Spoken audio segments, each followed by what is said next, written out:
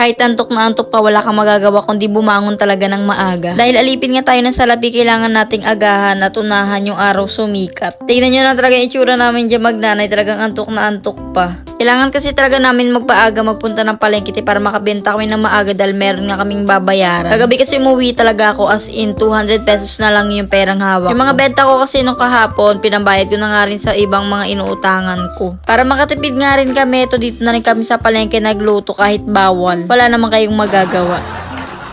Nagbaon na nga lang din kami nung bahaw namin na kanin, tapos dito na rin namin sinangag sa palengke. Nagprito na nga lang din kami dyan ng pangulam ng mga bata, tapos daing syempre. Lunes kasi kaya may pasok yung mga bata at kailangan talaga nating asikasuhin yan. As usual, katulad pa rin ang routine ko dun sa dating palengke ate, ganito pa rin sa ngayon. Hindi ko na lang talaga alam kung robot ba ako, kasi kapag mayroong pasok si Mia, nandun din talaga ako. Multitasking talaga yung atake natin sa araw-araw, lalo na kapag may pasok yung mga bata. Na para bang hinahabol ko yung oras para lang talaga kumita ako at makabenta pa sa mga oras na nasayang. Hala. Pero ngayong Lunes na ito ate, sobrang productive talaga at ang dami nangyari sa araw. Naetes. Yung pinagdarasal ko kagabi ate, talaga naman tinupad talaga siya ni Lord. Kaya naman sobrang worth it talaga ate ng mga prayers ko tuwing gabi bago matulog. Basta samahan mo lang talaga ng sipag at tiyaga ate. Kahit sobrang daming pagsubok, kakayanin natin yan ate kasi may Lord tayo.